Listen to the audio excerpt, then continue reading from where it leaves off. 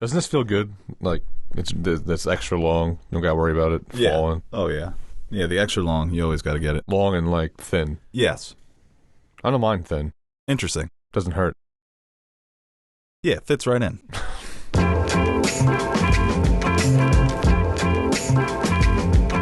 Hello, everybody, and welcome back to another episode of Nerd Soup. I am Bo Oliver, joined here today with Aaron, the Nerd Soup Monkey, and Teddy.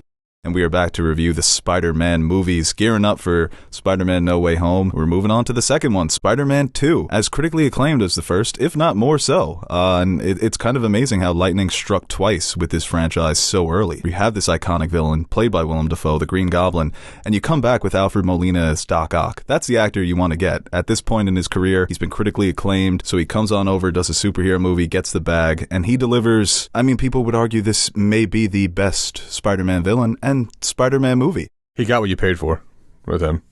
Well, no, you got what you paid for with him. Like the best performance out of him. You just repeated the same thing. I think you did. No, he mixed up. I did mix it up, right? All right, that's a good recovery. You made it. He said he got what he paid for. That's right. ridiculous because he one. didn't pay to get in the movie. Unless he did. He couldn't have just stolen the materials. We'll get to that later. You hated the movie. I need to rob a bank that's called Bank. Oh my god! Has coins, bro. That scene when he's literally grabbing sacks of coins. Well, I think I love it. They doubled down on a lot of what worked in the first movie, and a lot of people would say that it got even better. Comic-y, right? Straight out of a comic book. Oh yeah, it feels straight out of a comic book, and even a detail like that, where it's just generic Bank. That's such an old school feel to it, like a movie from the 50s or the 60s. His outfit. Are you kidding? The trench coat top hat? Yeah, with the glasses? Yeah. I think he looks badass. He really does. But, I mean, I guess we should start at the beginning, right? In the beginning of the movie. It opens with the iconic pizza delivery scene. Pizza time. And this movie gets going right away, man. You really hit the ground running, where every scene is just good. It just keeps getting better as the movie goes on. Whoa! He stole that guy's pizza! Yeah, I think this is probably my favorite out of the Sam Raimi trilogy, and I think it is definitely due to Alfred Molina's performance, the character, and his relationship with Peter. But I think more so than his relationship with Norman Osborn, there's definitely a connection between the two on a intellectual and just regular level. And because there's not that many scenes with him, I remember there being more scenes between Willem Dafoe and Peter, but I think the relationship between the two in this movie really is the driving force that really makes you invest in the lead up, and then it makes it that much better at the end when he does realize it is Peter, and they do have that moment. To your point with that opening scene, the writing in this movie was fantastic. Joe's Pizza, is that what it was? Yeah, real place. Yeah, you felt like he had actual pain with the promise that he makes. Just the interaction between them two, you felt it with the writing. Yeah, it gives you that first look into Peter's struggle of keeping the promises that he's making as Peter Parker versus the responsibilities he has as Spider-Man. He shows up to work late because he had something to do with Spider-Man, some crimes to solve, and then once again has to become Spider-Man in the midst of his pizza delivery. So that's why it's perfect. Obviously, they hit on that in the first movie, but things only get worse for Peter in this one. Marissa mentioned it in the review we did for Spider-Man 1, the old Parker luck. You're late. I'm not paying for those. It's all over this movie. Like when he goes to the gala and he can't even get a fucking hors d'oeuvre or a drink. Nothing goes right for him. The only time things go right is when he's under the mask, and then 50% of the time he might be getting his ass kicked. Yeah. They make it seem, though, like without Spider-Man, everyone would just be dead. There's a lot of chaos going on. I can't believe how bad that city is. If you put Tom Holland in this universe, though, can you see him doing half the shit that Tobey Maguire's Spider-Man is doing? I really can't. I can't see Tom Holland stopping that train. It's different. It is different. This character does feel like he doesn't have that same support system. He doesn't have people to bail him out when he's going to make a mistake. All he has is the New Yorkers that are on the train. Yeah. Like he's a 28-year-old kid. He can't even run for president. Man, I love New York in these movies. We're just the people of New York. It's just perfect. It really is. But yeah, I mean, most of the movie is about him, like I think it's 2 years later, they say, and it is him struggling with his double life, not being able to get a job, not even being able to make money, not being able to have regular relationships. He doesn't see Mary Jane as often, doesn't see Harry as often, and it becomes a struggle for him. And I think they really dive into that and really let that flesh that aspect of being Spider-Man. Sam Raimi Sam Raimi just Why are you like gets laughing? it. I'm just remembering Harry's switch from, oh, Peter, it's good to see you. How's the bug? It's a know. dramatic change. He becomes furious. He within a bothered me in this movie. He did. It's annoying, and it's there to obviously create that tension. He Peter didn't ruin it, but it was just annoying seeing him on screen. gets a little annoying. It gets on my nerves. And also, he's like a 21-year-old Fortune 500 CEO. What the hell happened there in those 2 years? Just the way he was acting with Otto. Oh, my God. He was just so arrogant. He was such a typical, and I love how these movies do this, the generic archetypes. I'm the rich guy who wants to become rich. Love I'm to ruined. fund it. Love to pay the bills, Otto. Yeah. There's definitely an element of Harry trying to follow in his father's footsteps and prove him wrong, because Norman Osborn always embraced Peter more so than Harry, and he's also trying to, bring down Spider-Man. Now, it's not only Jameson, it's also Osborn. Bring me his head. Food poisoning scare, Sweep City. Some food got poisoned? I'm a little nauseous, yeah. Dude, Jameson, he's so fucking good. He's in the this. best part in the movie. He's a scumbag, but he has He's got morals. yeah. He's old school. He respects the journalism game. When he takes the name suggestion, it's like a guy guy named Otto Octavius grows 8 limbs. Guy named Otto Octavius winds up with 8 limbs. What are the odds? Hoffman! Yeah. It's like He calls for his assistant, and he shows up. He's like, "Whoa, what the hell?" He's like, right there. It's like, it's my fault that Mary Jane is taken and Spider-Man left and all this thing. He steals the suit back. He's like, first thing, fucking menace. Yeah, he calls him a I thief. want him right? arrested. I want him hung. It's all my fault. I drove Spider-Man away. He was the only one who could have stopped Octavius. Yes. It's incredible. It never gets old. It's one of the most. It's funny throughout the 3 movies. I forgot how stressful Peter had it in this movie with the rent. All of his relationships are just dying by the wayside. I get being just so he can, because he thinks he has to be Spider-Man, and that's what this movie. I feel like other superhero movies will try to just OP Spider-Man, show how crazy he is, and that they won't show the struggling side of him. And this movie really hammers home how bad he has it, and that he doesn't want to be Spider-Man. And I feel like you won't see that in superhero movies. Yeah, I don't know if I kind of feel bad even though he's not a real character, but I find it hilarious how poor he is. That one little shack is fucking brutal. It's relatable though. It's you feel if I lived in the city, that could be me. Yeah. Also, just stay home with Aunt May. I mean, I guess it wasn't socially acceptable. That's why it's got so many old school vibes to it. Once you graduate high school, you got to move out. You got to make it your own. You go to college and move out. Yeah. Right. Yeah. And Aunt May is obviously struggling as well, and that's something that they stress in these movies, that it's hard for these characters, and that's timeless. That's always going to be relatable. I wanted Mary Jane to walk in at the end in her wedding dress, see where he lives, and it's ooh, going back to the astronaut. What am I doing? Right, yeah, I'm going to space. Peace. You'll go to space in a few years. Oh, you broke, huh? Right. All right, so later. I think the most unrealistic thing, though, about this movie is, even more so than getting bit by a genetically altered spider and getting superpowers, is just going, not even a real therapist. I think that was just probably his pediatrician, probably still. It was just a checkup. I was crooked on that too. Said one thing, and he's like, "You're right. Now I'm happy." Yeah, and I think Teddy made the point he doesn't want to be Spider-Man, and that's why he begins losing his powers, because in the first movie, we talked about it, the Uncle Ben death hits so hard, and that's the motivation to be this hero, to do the right thing. And now it's more of a job. It's the classic tale of Spider-Man. Do I be a normal kid, or do I continue this working as this vigilante? And you see the impact that he's had on the city, man. Everybody adores him every time he's around. It's not like in these other movies where they're having issues with Spider-Man. Like you said, New York's a terrible place. They really need him. And then when he does throw away the costume, iconic shot from one of the comics, the city kind of falls into chaos, and he's eating his hot dog and he's watching the cop cars go by. So he starts to lose his powers after he gets a little jealous from what Doc Ock has. Doc Ock has it all. He has his intelligence. He knows why he's doing what he does, and he has his wife. And Peter wants to be with Mary Jane so bad. He wants that more than Spider-Man. And when he starts to realize that he can't have her, he starts to doubt what he really wants to do. And those scenes, to me, him trying to make it to her play, it crushes you. You just want him to get there. He's having the best time of his life, getting ready, running away from his landlord who wants rent. Where's my money? Gets the flowers, only can afford 3, but it's sweet, and he's got that big doofy smile on his face, and he's on his little bike putting there. yeah, and then all of a sudden he almost gets hit by a fucking car. So he doesn't make it in time. Great Bruce Campbell cameo. But, you know, even when Mary Jane and Peter have the scene at the gala, when he's trying to deliver the poetry to her, and she's like, dude, so I don't cringy. even know who you are. And you feel bad for him because he's trying to protect her. So it's just so many things that he has to balance, and he's never going to have the one thing that he wants, you know, until maybe at the end they obviously hint that they may be together, but we've seen Spider-Man 3. We know what happens. It doesn't get easier from here. It's so relatable because he's just hiding from all of his fears, too. He just hides behind Spider-Man because you can just see how happy he is when he's Spider-Man just swinging through the city.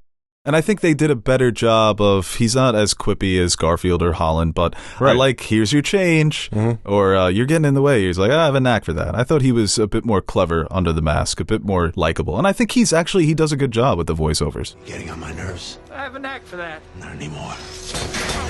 I noticed more after the review that me, you, and Marissa did. I wanted him to talk more with the mask on. He did have his mask off a lot in this one. Now that I was more weary to it. Yeah. He took his mask off a lot. He got outed on the train.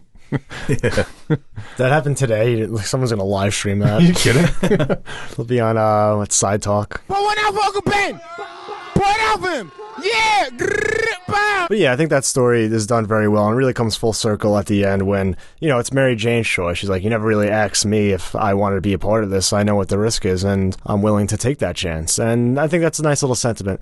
I don't know what it was about the early 2000s though, but like to leave their husband at the altar to go find someone else, that's the most fucked up thing you could do. It's Right. like Sweet Home Alabama, this movie. You're also 19, kid.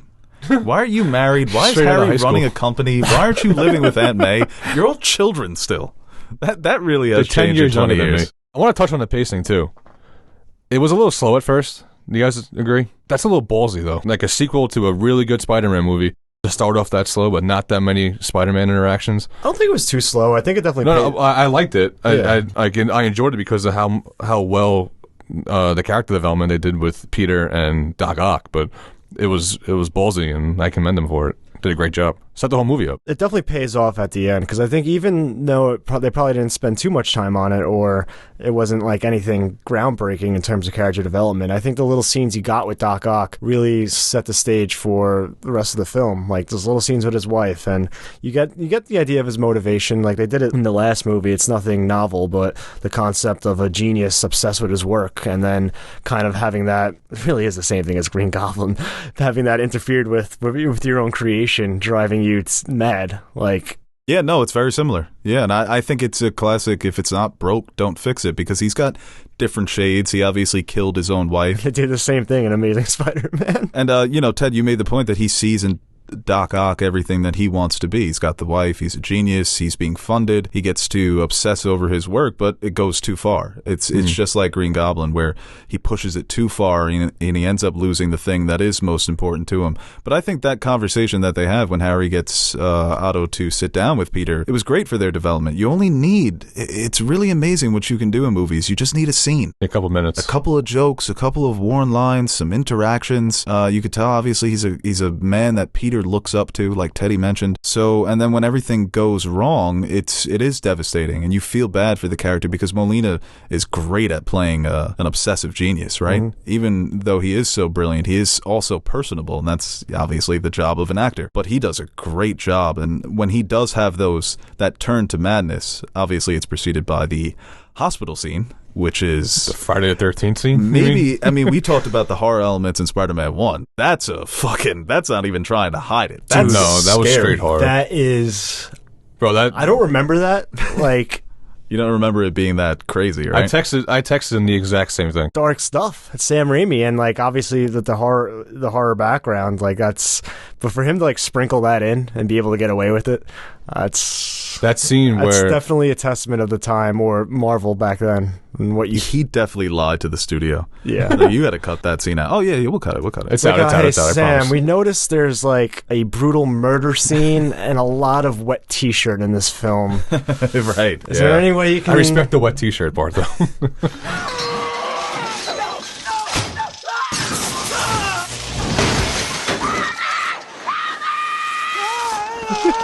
Part when the doctor had the saw and it cut and it was just dead silence. You take shop class? No. Like when he stopped it and that then was it what was triggered everything. The terrible joke. Yeah, he's like, everyone would have left been dormant. I would have been dead. Well, they're doctors. They have all no the sense of interns humor. left. Doctors are the hot people of professions. Yes. They don't need a sense of humor. Is it just They're me, or was doctors. there an overabundance of screen like girls screaming? Yes, no, there was a lot of screaming. That kind of bugged me a little bit. Yeah. Well, even Melina had one. Yeah. The point of view that we get for the tentacles when they're like chasing people, and it's great horror stuff. The woman gets pulled into the dark and her nails are scratching the floor. Yeah, typical horror stuff, and it's really great. And even when he's, trying to rob the bank, I thought that's another. Obviously, it's not a horror sequence, but in terms of action, I remember when as a kid, watching Spider-Man get hit with that bag of money, I was like, "Ooh, that gotta hurt." Right in the chest. Yeah, bag of coins. He lost his breath. Coins are soft. You ever see Scrooge McDuck jump in and dive in? It's chocolate coins. Yeah, Yeah. just all melted chocolate. Joel McHale, shout out the bank teller. Yeah. At least we get the free toaster. Oh, that hurt. Yeah. Oh, sorry, old woman. Stuff the bread in the microwave. Dude, Aunt May she's got to be dead. No way an old lady is surviving any of that. That's what you're saying right now.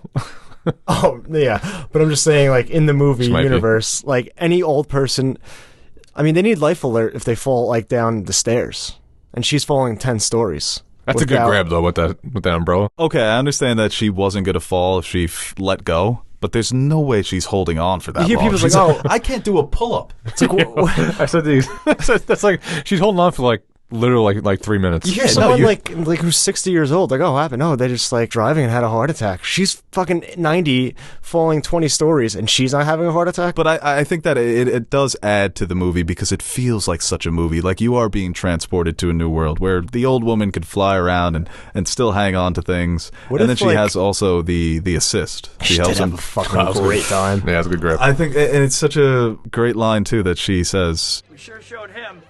What do you mean we? It's What if cheesy. she fell in love with Spider-Man like MJ after being saved? Yeesh. That would be awkward. They aren't blood related. That's right. Ben Parker. It is amazing how, when you stick to the basics, filmmaking 101, keep it simple, how effective that can be. The way they set up Doc Ock and really all the villains in these movies as real threats. I mean, the hospital scene does that perfectly. You're terrified of what this character could potentially do and how dangerous he actually is. And I think the Raimi trilogy does a really good job of that with their villains, is showing how they are real threats and you fear for Peter's life. So when you pit hero against villain in that first confrontation, you're on the edge of your seat. And of course you throw in Aunt May, and that's someone that the hero cares about deeply. It gets the audience invested emotionally in these battles, in these fights. It's not only that they're well choreographed, but that there's meaning and there's heart behind it. There's emotion behind it. And that's something I really appreciate about these movies. I mean, there are times where, like, I feel like the effects don't really hold up, but I think for the most part they do pretty well. A lot of the choreography, a lot of the fight scenes, I think, are very well done. Especially with Doc Ock, you have so many different things you can play with the arms, and him going at so many different angles, and you can really use Spider-Man's athleticism to really make a great action set piece. And I think everyone talks about the chain sequence, and rightfully so, but I think the bake sequence is pretty well done as well. And all their interactions throughout the film. Spider-Man's agility on that train was insane. Him jumping on the pole, swinging through the pole, fighting on the side of the train, catching himself with the webs. It was sick. Right, yeah, and your point about Doc Ock with the arms, and it's the same with Spider-Man. You have these two characters where there's just so much potential for your imagination to run wild. How awesome can we make these fight sequences between them? And the train sequence is incredible. I just want to go back to the bank fight when they're both falling and the music cuts off.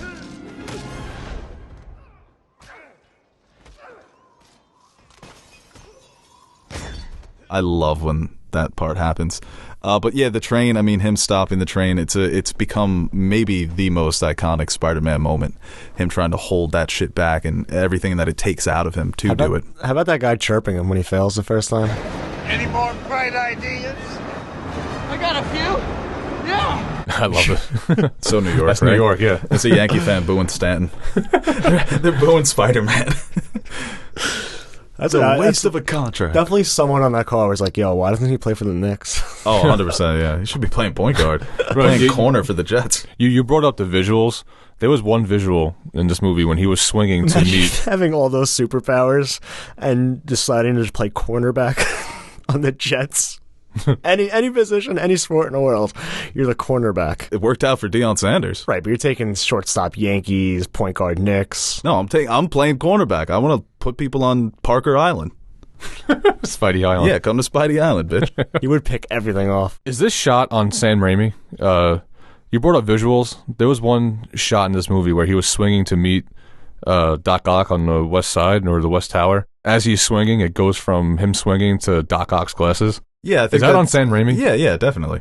Yeah, he's stellar, dude. No, he's a great director. He does a great job of framing a lot of these shots, and you get so many iconic moments and screenshots that you can take from this movie. Has there ever been a superhero that has benefited from Golden Hour more than Spider-Man? He fucking rips it. Once it's about to turn dark, sun's still out, you get some good shots. He looks good. Bro, Jameson's laugh when he asked for the advance, bro, I was fucking crying.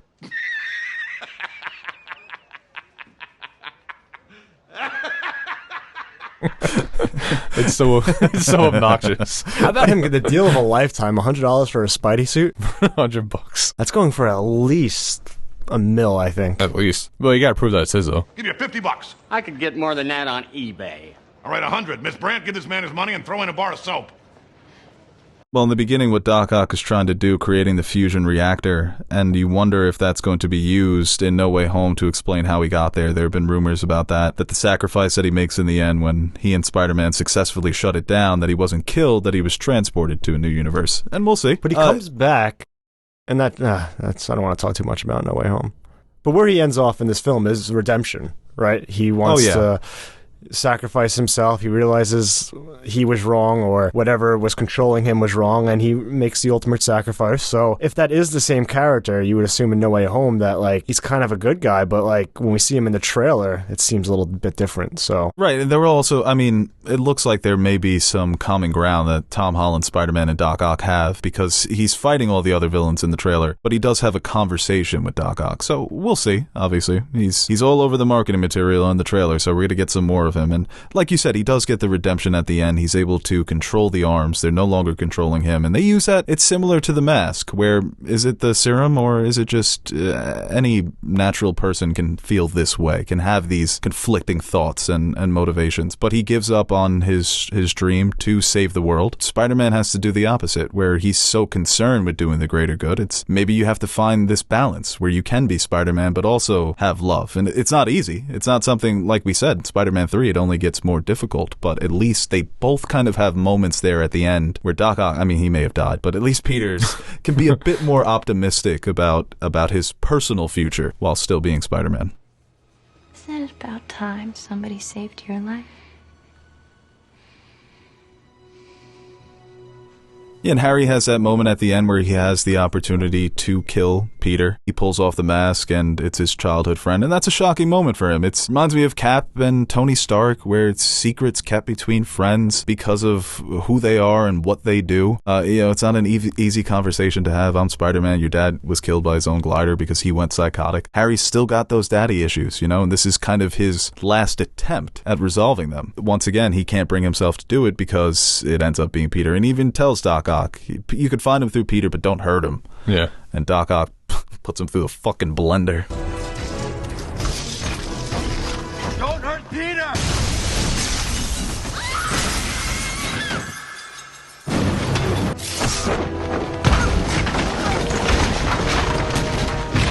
no, he literally tries to kill Peter Parker. Planted him into that cement wall. The only reason why he survives is because he's fucking Spider-Man. That is so true, yeah. He put a hole in cement wall with his body. That was funny. I like that when he has to use his powers when he's not in the costume. Like when he kicks Aunt May at the bank, when he flips and the kids are like, how the fuck did you do that? And he saves Mary Jane. That slow motion shot was iconic. Yeah, that's really good. But like I said with Harry, he doesn't have any type of resolution in this movie. If anything, he just becomes worse off for the experience, because we see what happens in Spider-Man 3. He becomes the new Goblin. Peter becomes a dick because of the symbiote, and he makes fun of him and he burns half his face. And we'll talk about that obviously tomorrow in that review. But yeah, Harry is there's definitely an avenue and something there, and if it was executed better, I think it could have made for one of the better like superhero relationship with a villain type arcs, where you have 3 movies to really flesh this out, this relationship of best friends turned enemies, and they really fail to do that, especially in this one, because I think the first movie, I think they do a solid job establishing this, but this is the one you're supposed to break the hearts of your audience. Yeah. At this moment where they kind of go their separate ways, or that realization, and it really just doesn't. They focus too much on Mary Jane. Not that it was a bad thing, but that's where it was lacking with Harry, though. You want to focus on one character, you're going to lack on another character's development. Yeah, I think it's not even focus. It's just the scenes we get with Harry. He's so one note. Like at the gala, he's drunk and he's pissed and he slaps Peter. He's just being a dick the whole time. The only time they ever feel like friends is that first moment when they see each other at the birthday party. Yeah. And then as soon as he brings up Spider-Man, that's the only Harry you're getting. I mean, obviously he has the moment with Otto, and that's also weighing on him, the financial repercussions of that experiment going wrong. But the interactions he has with Peter, it's just the same. It's more of the same. It's more of the same. And then you get that moment at the end. We all know Peter's fucking Spider-Man. So for Harry, like I said, it's a shock.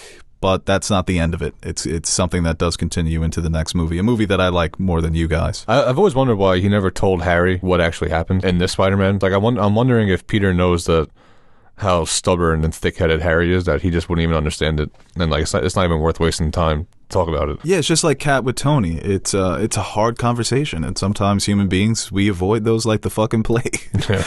It's sometimes easier to just lie and pretend like nothing happened, right? I want us to be friends, Harry. I want us to trust each other. And be honest with me. If you knew who he was, would you tell me?